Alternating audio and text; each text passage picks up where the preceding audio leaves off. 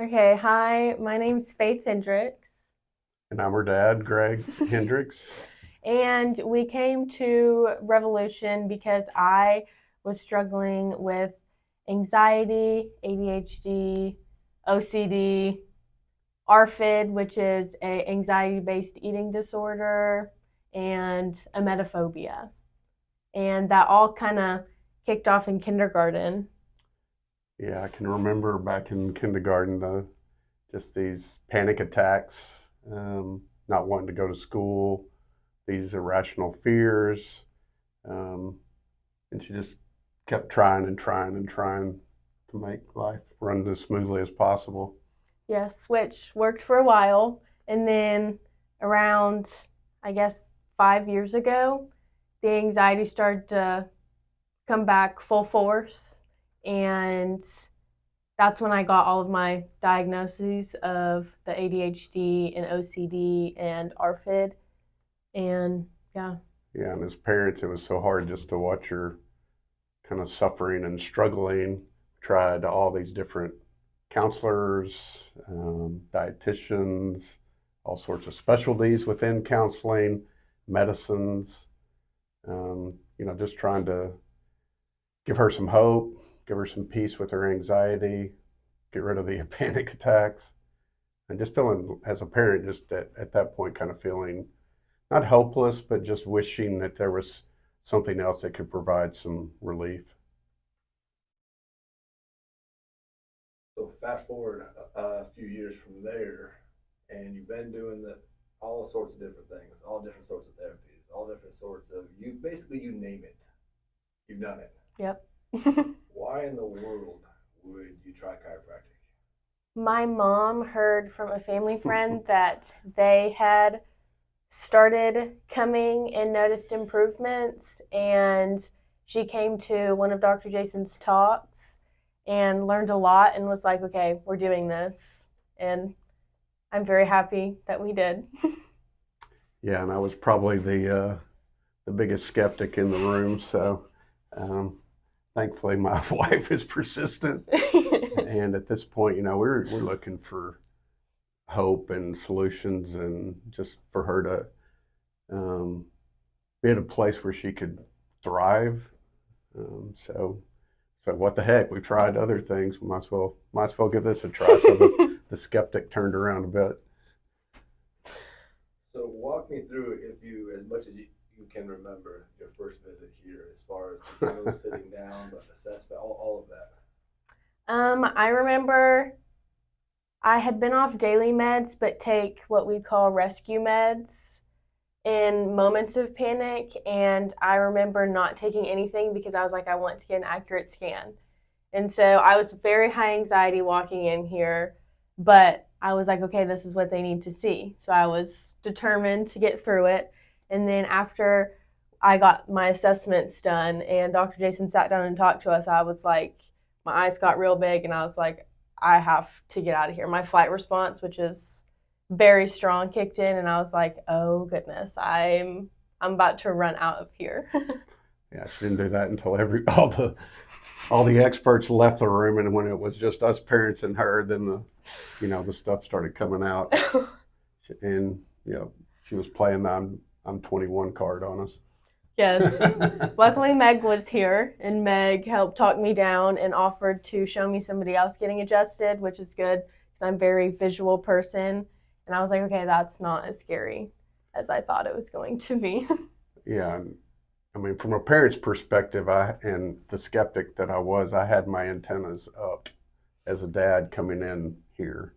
I'm entrusting my daughter to their care, and as soon as I kind of walked in the door, there's this very inviting, welcoming spirit in the place. And so having that kind of puts that at ease. My dad antennas are going, okay, that check on that part. So the people were very very welcoming, very inviting, full of hope, good spirit. I remember that we did a phone consult before you even got here.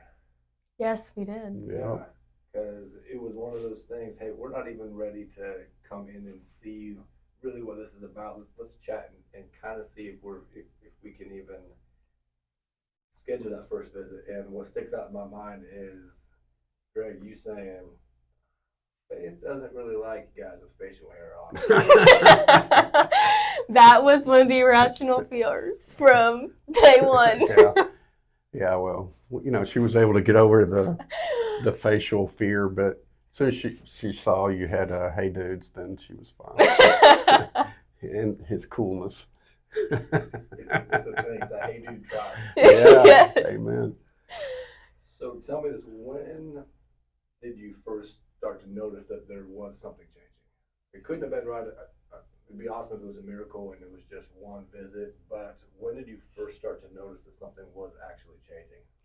I would say within the first few weeks, if I'm being totally honest. The first thing I feel like I noticed is my eating, because if I felt nauseous, I just wouldn't eat at all. If I felt anxious, I wouldn't eat at all. And I kind of started to be more open to eating even when I was anxious and not feeling the greatest. And so that's the first thing I really noticed, and that was really within the first few weeks. Yeah, and for me as a dad, I don't know physically what's going on in her body, but I see the output from her and her moods and her temperaments. And I mean, the thing I noticed, one of the things that may seem silly or small, but I started to hear laughter after the first few weeks. I mean, that for me as a dad, just kind of this joy that kind of connected a little bit with hope. I mean, that's what I saw and brought, great peace, and knew that something was happening, right? Not just, you don't just pull up your bootstraps and try harder to feel better, especially where she was at. So just hearing normal laughter from her, I hadn't heard that in so long. It was very refreshing to hear. That is refreshing because I started to run out of jokes to tell, and so hopefully something. So tell me this: what's something that you can do now that you couldn't do before? I know you just had a big weekend. Yes, I did. That was actually something I was going to mention.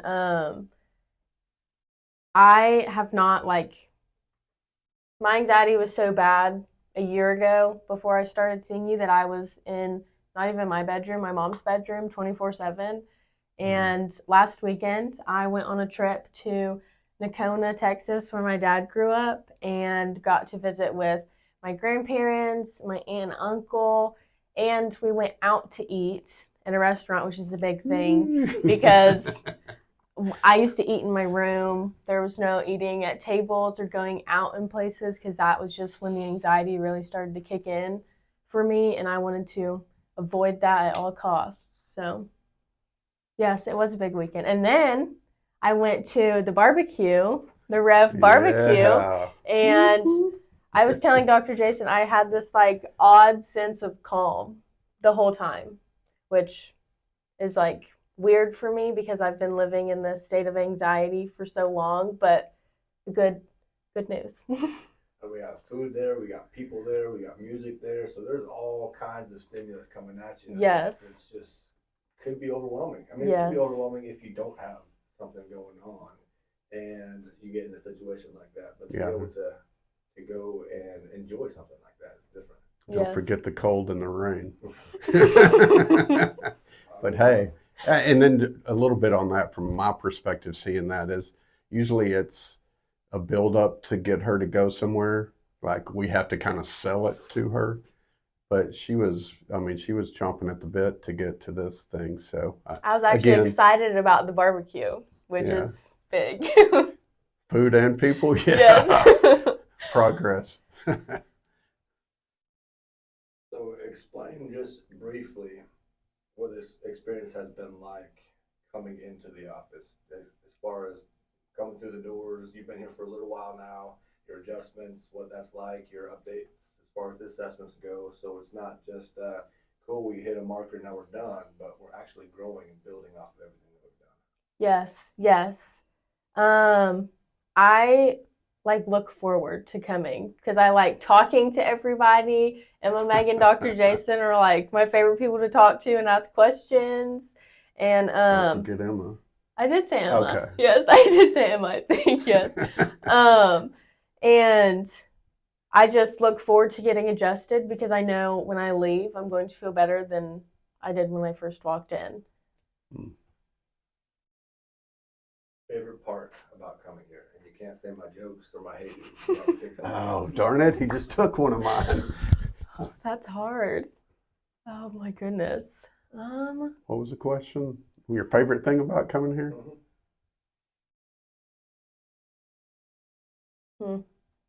I feel like the community that y'all build, even with other patients, like used to sitting in a waiting room, I would be like tense and like eyes big. And y'all do a good job of involving everybody sitting, waiting in a conversation. And yeah, y'all build a great community. And kind of a two-part question.